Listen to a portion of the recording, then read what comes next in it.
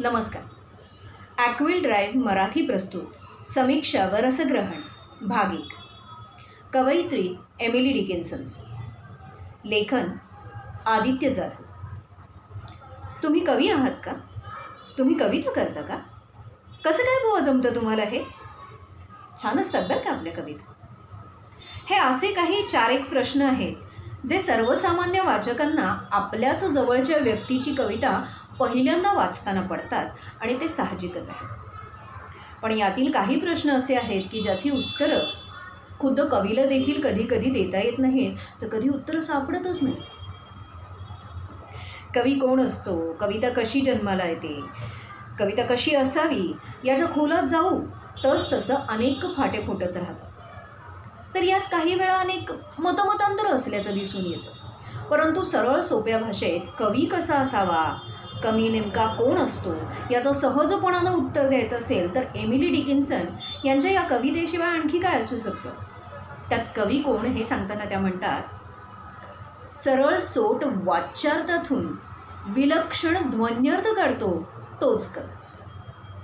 दाराशी उगवून सुकणाऱ्या गावठी फुलातून तो इतकं तर पिळतो की यापूर्वी आपणच का नाही केलं ते असा आपल्याला प्रश्न पडतो. तोच कवी. तोच कवी की जो आपल्याला डोळ्यांसमोर चित्र उभी करतो. त्याच्याशी आपली करतात तुलना. आपण जन्मदरिद्री झालो आहोत असं वाटतं, पण तो लुटतो आपल्याला इतक्या अभावितपणे की आपलं काहीच नुकसान होत नसतं. त्याची अस्मिता हीच त्याची संपत्ती. सांतापलीकडे असते त्याची व्याप्ती. व्यक्त होणं, नेमक्या वेळी नेमकेपणानं व्यक्त होणं, व्यक्त होताना त्यात असणाऱ्या एखाद्या प्रसंगाला, एखाद्या भावनेला सौंदर्याची जोड देऊन त्याचं वर्णन करणं, हेच काय ते नेमकं वेगळेपण असतं एका कवीमध्ये आणि एका आस्वादकामध्ये. ही झाली सरळपणे, सहजपणे कवीची तोंड ओळख, परंतु अतिशय कमी शब्दात आणि समर्पकपणे. प्रत्येकाची एक यादी असते ज्यामध्ये कितीतरी गोष्टींचा समावेश असतो. व्यक्तिपरत्वे ही यादी वेगवेगळी असते. वेगवेगळ्या असतात त्यात असणाऱ्या गोष्टी. या ठिकाणी एमिली डिकिन्सन्स यांची एक यादी आहे. या यादीत त्यांनी पहिलं स्थान देऊ केलं आहे कवीला, आणि त्यानंतर क्रमाने येतात ते सूर्य, वसंत आणि स्वर्ग, आणि त्यानंतर लगेचच त्या म्हणतात की माझी यादी पूर्णच होती. मग त्यापुढे काय? माझ्या यादीत केलीच जर मी तर, माझ्या यादीत केलीच मी ती जर, पहिलं स्थान कवीचं ठरतं. नंतर अनुक्रमे येतात सूर्य, वसंत व स्वर्ग, आणि मग माझी यादी पूर्णच होऊन जाते. पण विचारांती वाटतं मला की कवींच्यात हे नंतरचे सारेही आलेच की, मग नोंद कशाला हवी?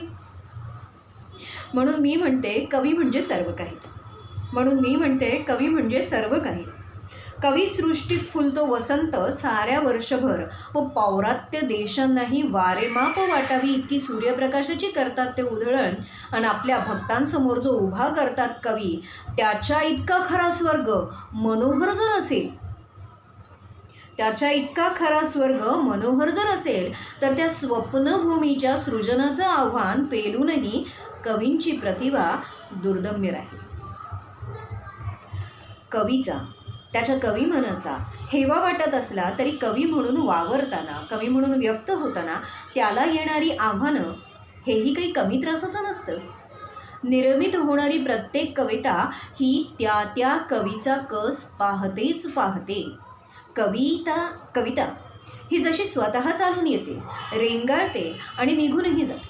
तिला पकडून ठेवलं तर निसटून जाते म्हणून नाहीच धरून ठेवलं तर मनात मात्र कायम अस्वस्थता निर्माण करत राहते. ठरवून न लिहिता जे आपसुकच येते, स्वतःच व्यक्त होते, बोलते, व्यक्त व्हायला भाग पडते, मनात अस्वस्थता निर्माण करते, ती असते खरी कविता. मग अशा कवितेत असणाऱ्या गोष्टींची यादी ही त्या कवीच्या आवडीनुसार वेगळी असते. हीच तर असते कवीची व्याप्ती. हीच असते खऱ्या कवीची खरी प्रतिभा. परंतु कवीचा खरा कस तेव्हाच लागतो जेव्हा एखाद्या कवितेला शब्दात बांधताना कवी आणि त्या कवितेच्या आशय विषयानुरूप असणाऱ्या शब्दांचा नेमकेपणानं वापर कुठे आणि कसा करायचा याचं द्वंद्वयुद्ध सुरू होतं. म्हणूनच मला वाटतं की कविता ही सर्वप्रथम कवीचा कस पाहते. कवीला व्यक्त व्हायचं असतं, पण व्यक्त व्हावं तरी नेमकं कसं? एक ओळ लिहिताना, एखादी गोष्ट व्यक्त करताना नेमके हजारो शब्द रांगेत उभे असतात. आपला नंबर लागावा म्हणून घाई करतात, चलबिचल होतात, अस्वस्थ ते होतात. मात्र खरी अस्वस्थता कवीला प्रदान करतात आणि मग मात्र कवी खरंच अस्वस्थ होतो, चलबिचल होतो. नेमकेपणाने शब्दाची सांगड घालता येत नाही आणि शब्द काही हुज्जत घालायचं सोडत नाही. कवीच्या या अस्वस्थतेचं वर्णन करताना एमिली डिकिन्सन्स आपल्या कवी आणि शब्द या कवितेत म्हणतात, घ्यायचं का तुला पाहीन मी, घ्यायचं का तुला पाहीन मी.